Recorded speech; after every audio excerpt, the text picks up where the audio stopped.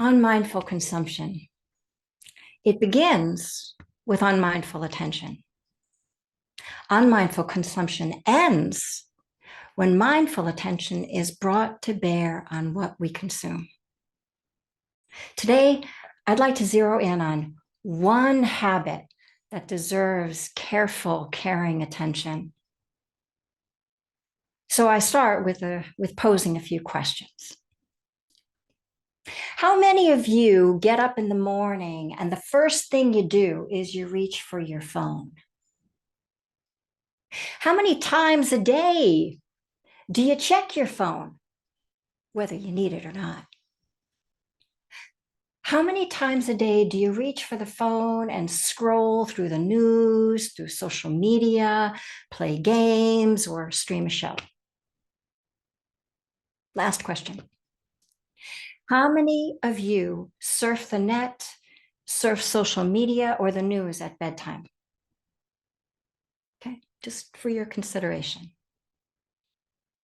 Smartphones have insidiously inserted themselves into our lives. We know where they are at all times. We don't go anywhere without them. Commuters no longer read books or newspapers. They sit staring at a screen. Have a few minutes to kill while waiting for a friend, and likely you'll pull your phone out of your pocket and entertain yourself. Idle time has become screen time. Forget about waiting. Forget about working with impatience. We can occupy ourselves with our phones. Smartphones have, in relatively quick order, become almost ubiquitous in our modern culture.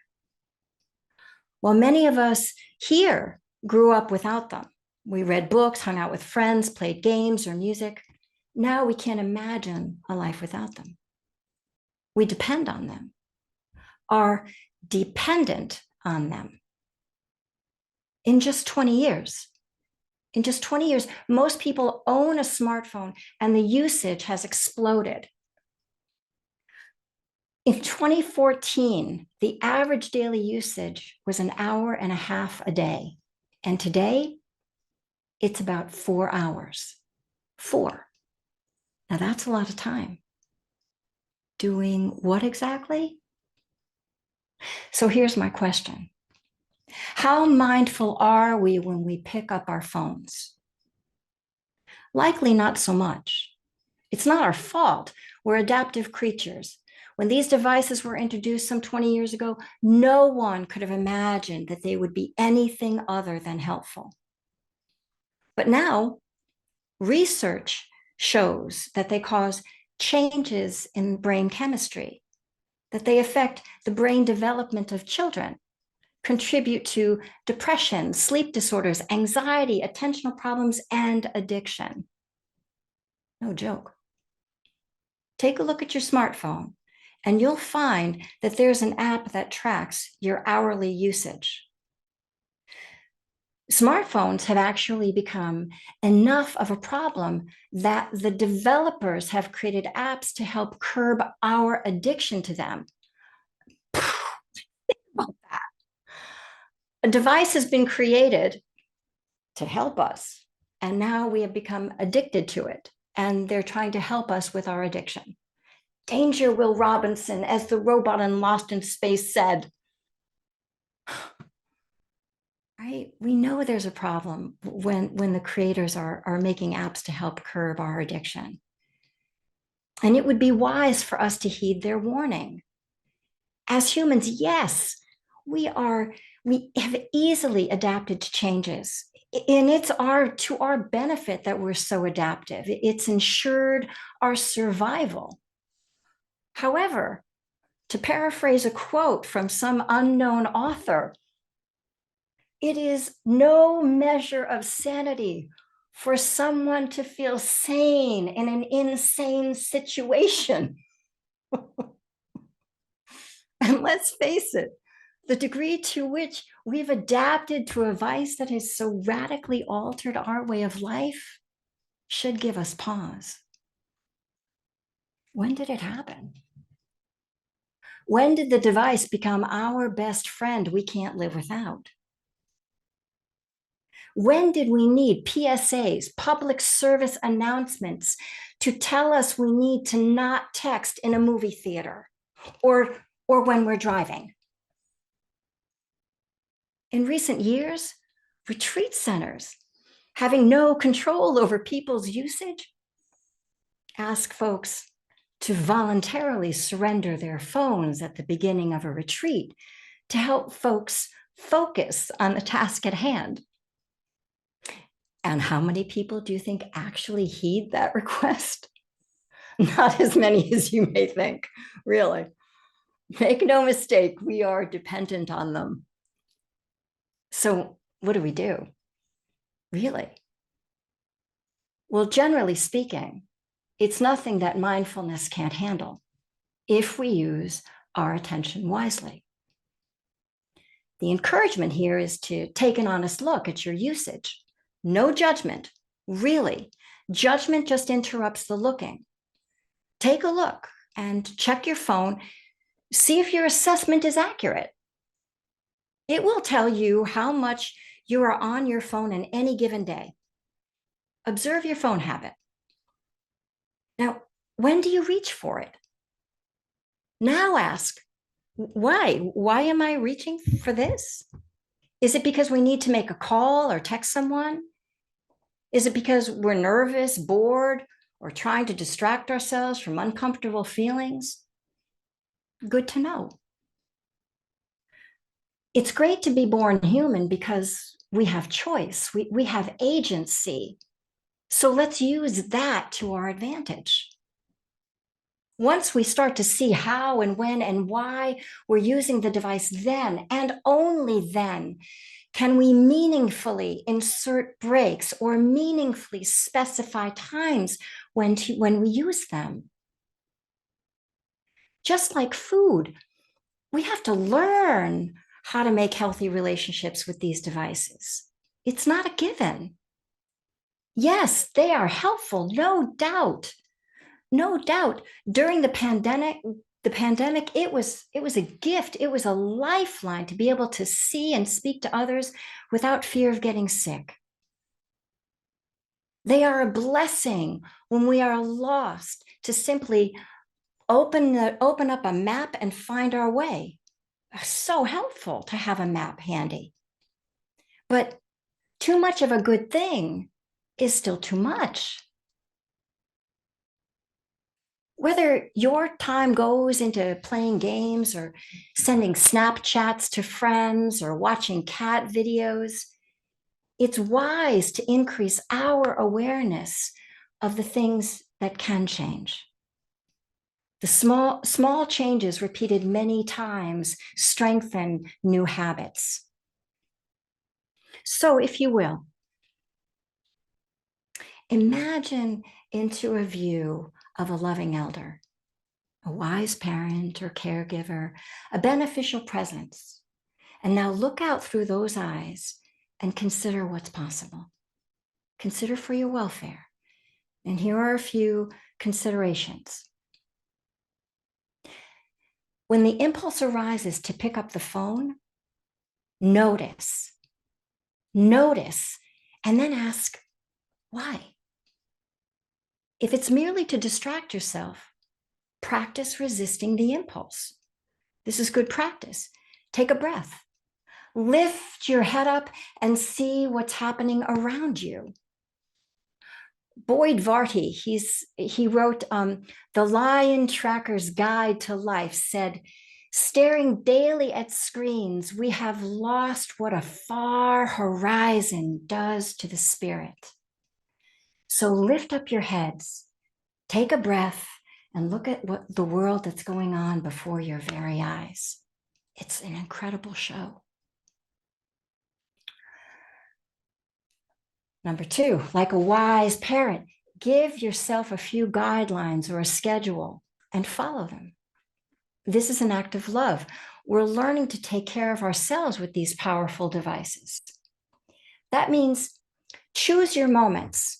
Insert periods into the day when you have full freedom to use your device, right? But make it discrete, clear times when you use it. And when you do, then notice what the result is. How do you feel? Are you uplifted, depleted, stressed out, restless, anxious? Feel its effect on you. Read the signs and heed the signs. This is how we learn. Set limits. Set limits based on locations and situations.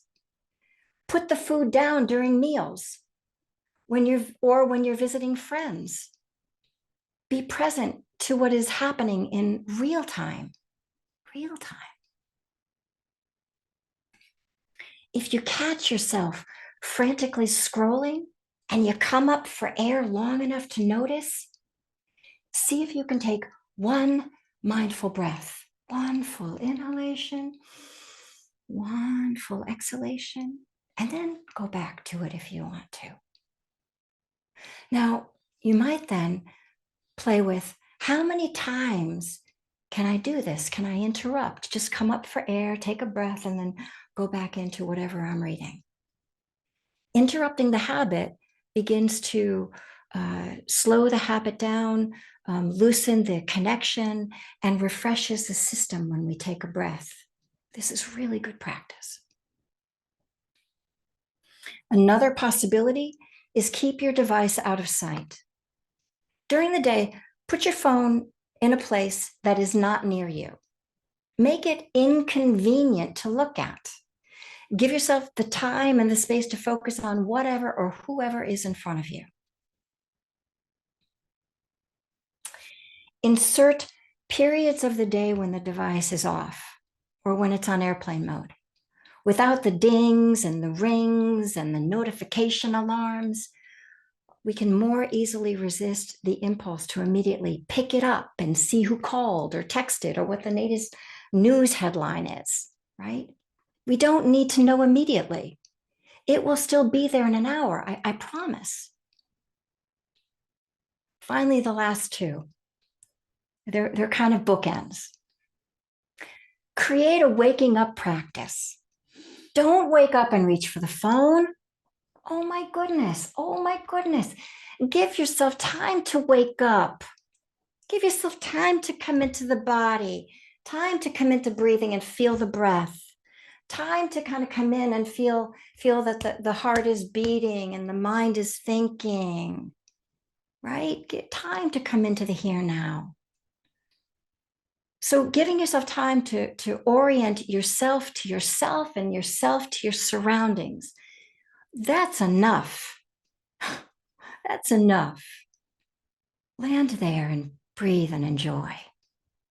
And then at the end of the day, bedtime too, make it a practice. Put the phone to bed. Oh, say an hour first, an hour before you go to bed.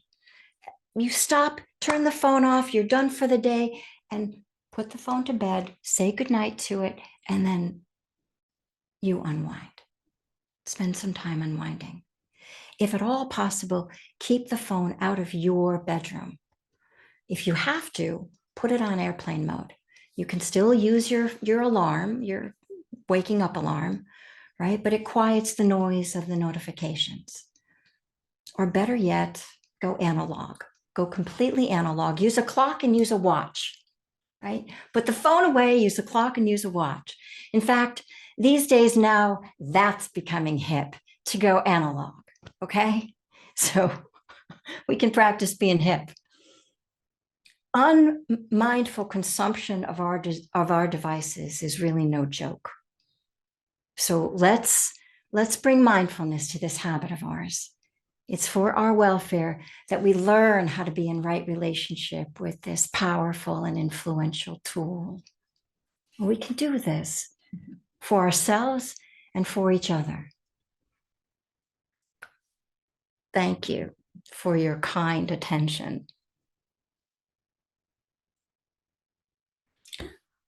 All right, let's let go of all those words and bring the attention down squarely and locate your body, move it around, open it up. Take some nice big inhalations, nice big exhalations. See what tension you can let go of. See what space you can create.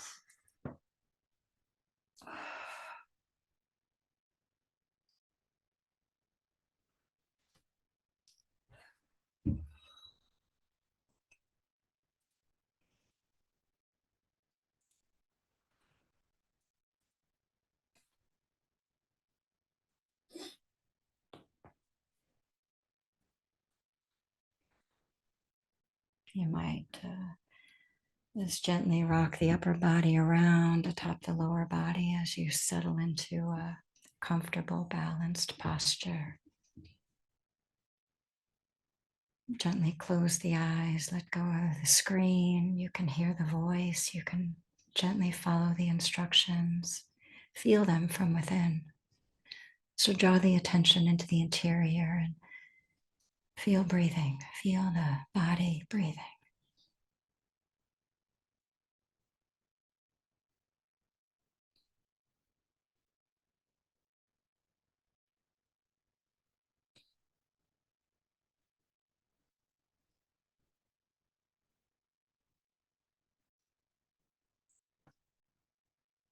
And keep softening around the edges of the body and allow the breath to soften and fill the interior.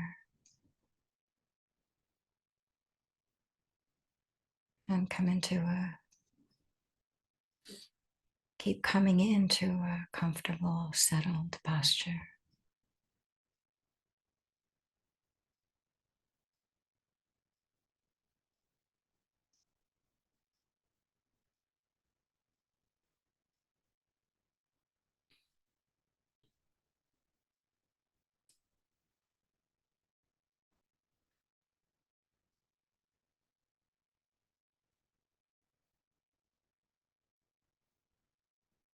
Let go of the busyness of the mind and attune the heart mind to the view of a wise, loving elder who's watching over your well-being for the next little while.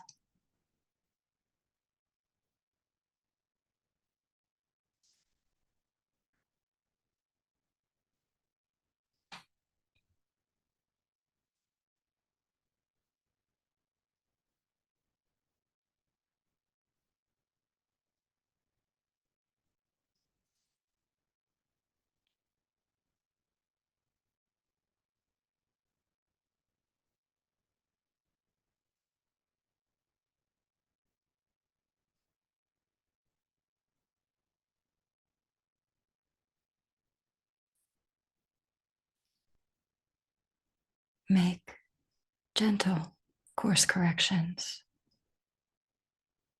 Kindly whisper words into your ears that are helpful.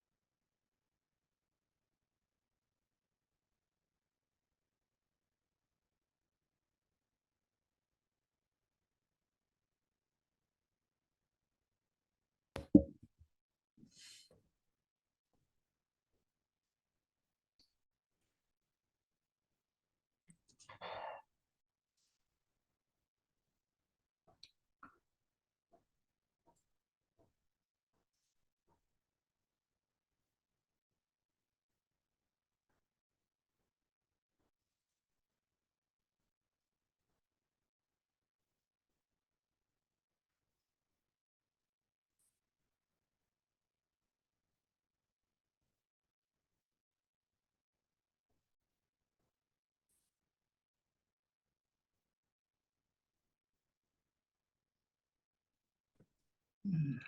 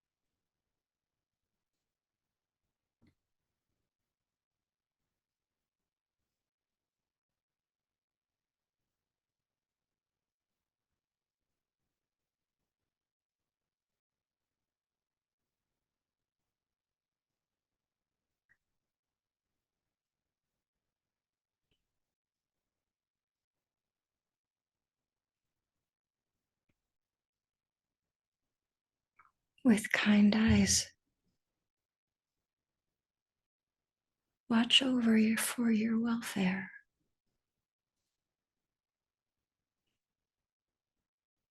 See what stress can be let go of and make much of the comfort and ease that is here.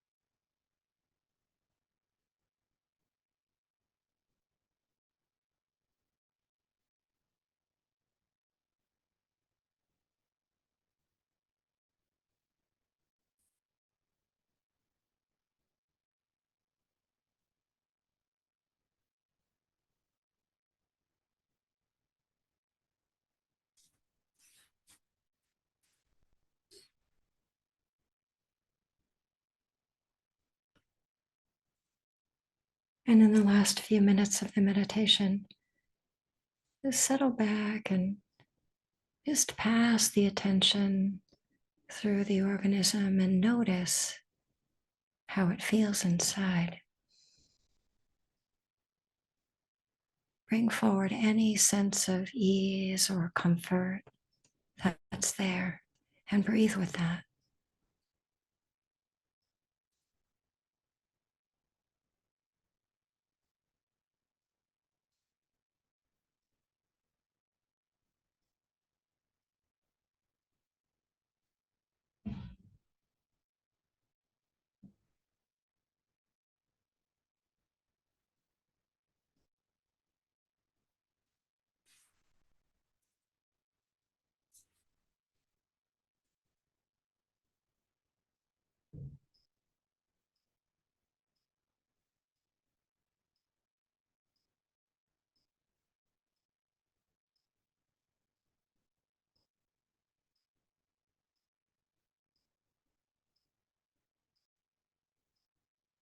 Now drop in the awareness of context.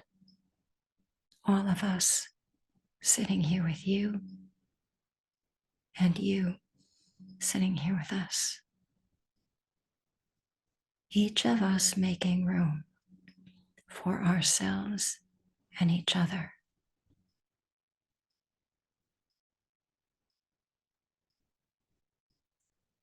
How lovely it is to just be able to be alone together.